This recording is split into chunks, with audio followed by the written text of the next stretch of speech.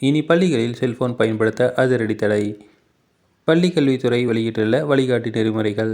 அனைத்து பள்ளி ஆசிரியர்களும் ஊழியர்களும் சமூக பிரச்சினைகள், ஜாதி பாகுபாடு, பாலியல் வன்முறை, பாலியல் துன்புறுத்துதல், போதைப் பொருள்கள், ராக்கிங் குறித்து தங்களுக்குள் கலந்தாலோசித்து பள்ளி மாணவர்களுக்கு வழிகாட்டுதல் பயிற்சி வழங்க திட்டமிட வேண்டும்.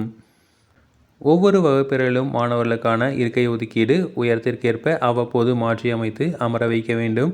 மாற்றுத்திறனாளி மாணவர்கள் தவிர பிற மாணவர்களை 15 நாட்களுக்கு ஒருமுறை வரிசை மாற்றி அமர செய்ய வேண்டும் என்று குறிப்பிட்டுள்ளனர். மாணவர்கள் வருகை பதிவேட்டில் அவர்களது ஜாதி தொடர்பான விவரங்கள் இருக்கக்கூடாது. வகுப்பாசிரியர் நேரடியாக அல்லது மறைமுகமாக மாணவர்களின் ஜாதியை குறிப்பிட்டு அழைக்கவோ கருத்து தெரிவிக்கவோ கூடாது என அறிவுறுத்தப்பட்டுள்ளது.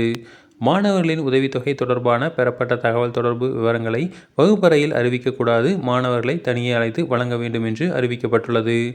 மாணவர்கள் கையில் வண்ண மணிக்கட்டு பட்டைகள், மோதிரங்கள் அல்லது வேறுபாடுகள் வெளிப்படையாக தெரியக்கூடிய அடையாளங்கள் அணிவதை தடை செய்ததுடன் அவற்றை அணிவதை தடுக்க பெற்றோருக்கு ஆலோசனையும் வழங்க வேண்டும்.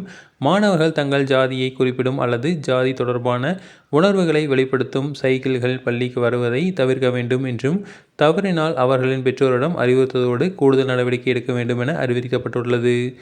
பள்ளி வளாகங்களில் மாணவர்கள் மொபைல் போன் பயன்படுத்துவதை தடை செய்வது கட்டாயமாக்கப்பட வேண்டும்.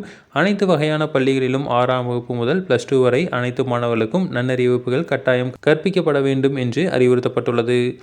மாணவர்கள் யாரேனும் போதை பழக்கத்தால் பாதிக்கப்பட்டால் அவர்களை போதை மறுவாழ்வு மையத்தில் சேர்க்க பெற்றோருக்கு தலைமை ஆசிரியர் பரிந்துரைக்க வேண்டும். மாணவர்களுக்கு பள்ளி அளவில் வழிகாட்டி ஆசிரியராக ஒருவரை நியமிக்க வேண்டும். மாணவியருக்கு பெண் ஆசிரியர் ஒருவரை நியமிக்க வேண்டும். அனைத்து பள்ளிகளிலும் மாணவர்கள் செல்லும் அறைகள், விளையாட்டு மைதானம், வகுப்பறை முகப்பு வழிகள் என அனைத்து இடங்களிலும் கண்காணிப்பு கேமராக்கள் அமைக்க வேண்டும். அனைத்து வகுப்பிலும் விளையாட்டு பாட வேளைகளில் மாணவர்கள் விளையாட்டு பயிற்சியில் ஈடுபடுவதை ஆசிரியர்கள் உறுதி செய்ய வேண்டும் என அறிவுறுத்தப்பட்டுள்ளது.